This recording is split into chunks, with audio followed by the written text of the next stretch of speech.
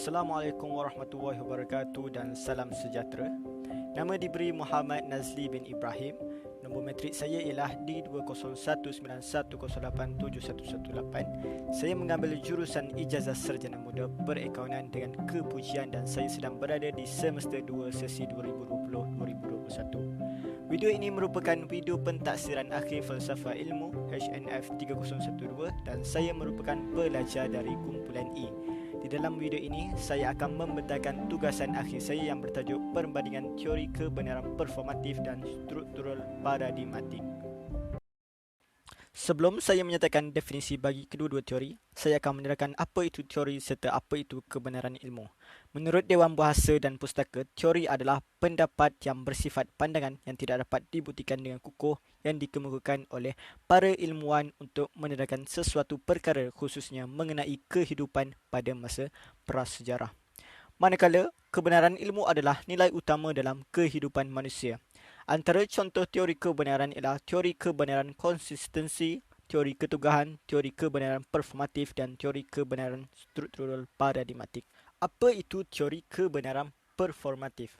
Teori kebenaran performatif merupakan suatu pernyataan yang dianggap benar apabila mempunyai kenyataan dan ia diputuskan oleh pihak autoriti tertentu bagi mengawal sesuatu tindakan agar lebih seragam. Contoh pihak autoriti tersebut ialah pemimpin atau pemerintah, manakala struktural paradigmatik memberi maksud suatu kebenaran yang berlandaskan kepada paradigma atau perspektif tertentu yang mendapat sokongan daripada sekelompok komuniti ilmuwan. Teori kebenaran performatif menyatakan bahawa keputusan dibuat oleh pihak autoriti kerana pihak tersebut lebih dipercayai oleh masyarakat walaupun ada beberapa keputusan tersebut boleh membawa keburukan kepada seseorang individu. Apabila teori ini dipraktikkan dalam kehidupan, pastinya kehidupan sosial khususnya masyarakat akan lebih harmoni kerana adanya keseragaman dalam pentadbiran negara. Contohnya, PKP oleh pihak kerajaan dalam mengekang penyebaran COVID-19. Semua masyarakat perlu akur terhadap pelaksanaan perintah tersebut walaupun ia menjejaskan ekonomi. Hal ini kerana pihak autoriti berhak mengenakan tindakan ke atas individu yang ingkar. Untuk teori struktural paradigmatik pula, paradigma bermaksud lingkungan pemikiran seseorang atau organisasi pada suatu masa yang dipengaruhi oleh pengalaman, pengetahuan, kemahiran dan kesedaran.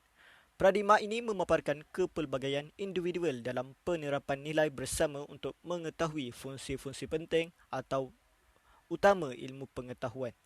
Apabila terdapat keputusan negatif mengenai suatu paradigma yang wujud, nescaya masyarakat akan menentangnya. Dalam masa itu, proses mengenal pasti akan sesuatu paradigma yang mementingkan kelebihan yang dimiliki ke arah kebenaran yang lebih kukuh dengan segala kemungkinan yang berlaku. Contohnya, jika sesuatu eksperimen untuk mengkaji sesuatu itu terdapat pelbagai jenis keputusan yang berlainan, maka para ilmuwan akan berbincang dan menganalisis keputusan yang diperoleh dan membuat kata sepakat terhadap hasil eksperimen tersebut dan ini dapat menunjukkan bahawa mereka mempunyai paradigma yang sama dan sebuah kebenaran terhasil. Perbandingan kedua-dua teori kebenaran ini dapat dilihat dari segi pandangan ilmu.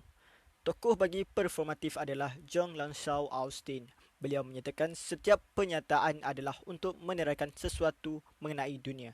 Apabila fakta yang disebut itu bersesuaian dengan perkara yang dinyatakan, maka pernyataan itu adalah benar. Manakala tokoh struktural paradigmatik adalah Thomas Samuel Hood. Beliau menyatakan setiap ilmu yang matang berdasarkan paradigma ialah ilmu yang mengalami fasa sains dan revolusi bergantian. Dari segi pelaksanaan, teori performatif menyatakan setiap sesuatu kebenaran mestilah diputuskan oleh pihak autoriti yang mempunyai kuasa tertentu. Struktural paradigmatik bertindak dalam menerima keputusan dalam hukum tak tertulis. Proses pengujian akan dijalankan sekiranya terdapat kegagalan dalam menyelesaikan sesuatu masalah.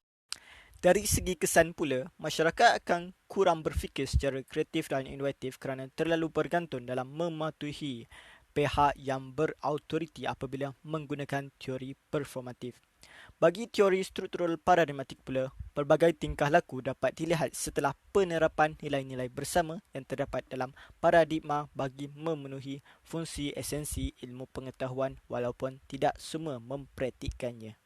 Teori performatif terbatas dalam mencari kebenaran manakala struktural paradigmatik bebas dalam mencari kebenaran. Kebenaran ditentukan secara perseorangan dalam performatif manakala kebenaran ditentukan secara berkumpulan seperti sebulat suara dalam struktural paradigmatik. Pada pendapat saya, kedua-dua teori kebenaran ini mempunyai kelemahan dan kelebihan tersendiri. Setiap kenyataan yang disampaikan seseorang itu ada kemungkinan benar dan salah. Oleh itu, teori kebenaran ini sangatlah penting kerana ia diperlukan sebagai ukuran kebenaran sama ada realiti ataupun fenomena. Selain itu, saya juga dapat memahami bahawa teori kebenaran ini terjadi dalam kehidupan harian. Akhir sekali, terima kasih saya ucapkan buat pensyarah saya yang bertungkus lumus mengajar dan mencurahkan ilmu kepada saya dan rakan-rakan dalam kursus falsafah ini, iaitu Dr. Nafisah binti Ilham Hussein. Sekian, terima kasih.